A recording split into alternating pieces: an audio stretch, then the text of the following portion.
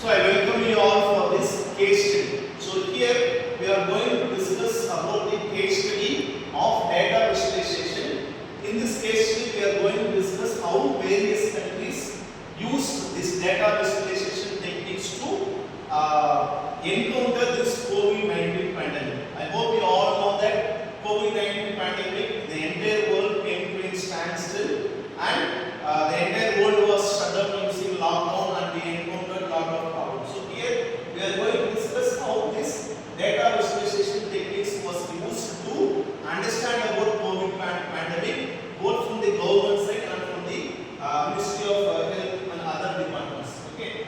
So first one we will discuss about some key facts about this COVID pandemic. So it was emerged in Wuhan. This World Health Organization declared this COVID-19 as a pandemic in March 11, 2020. The rate of death was initially 2 to 3, but it slowly grown and everything was came to a standstill where we faced challenges like hospitals running out of beds and labs running out of testing facilities, and we didn't have real time to study about COVID, and it became a very public pandemic. Okay. So rather than that, all the governments shifted from shutting down their institutions and everybody was working from home. Only hospitals were working, and so to encounter this huge data, so the government shifted from using spreadsheets. It moved on towards interactive platforms like daily updates is presented. So here the metrics used for number of cases identified, number of deaths and number of recoveries. These are very important data, and here the time series and geospatial data was also used.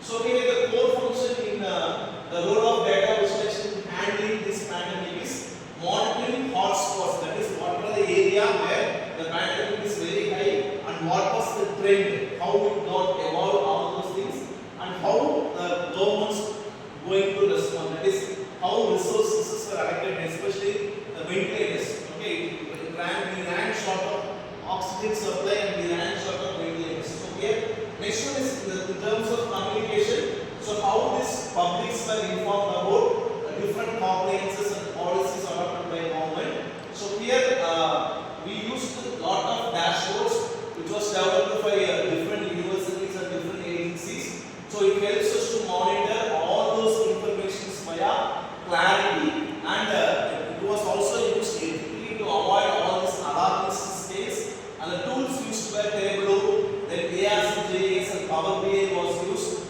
and it was helping all the national lockdown processes. So first one is the case of Johns Hopkins and the World Health Organization, where this Johns Hopkins University used a dashboard. It uses AVGS map with case bubbles, filters, and it was sourced from 18,000 locations. This World Health Organization dashboard was also encountering and listing out global deaths and different vaccine trackers.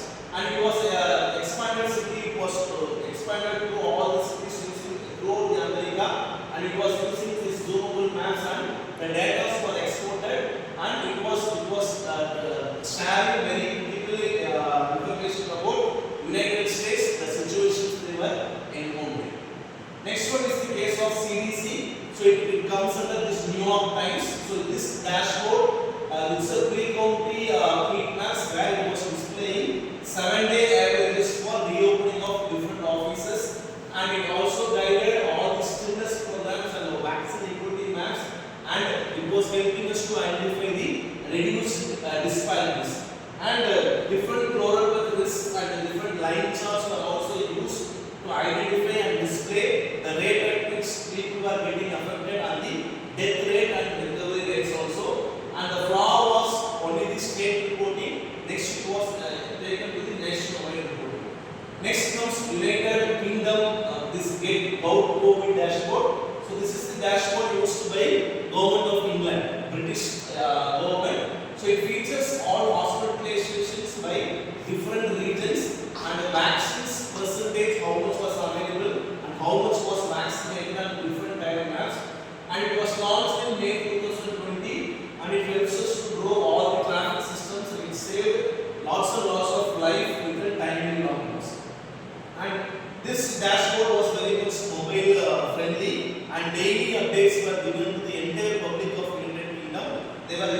this dashboard to identify the latest information of the COVID situations. And it was similar to Indian system also. Next one is Italy. So Italy used this earlier pioneer, that is Pretty Civil.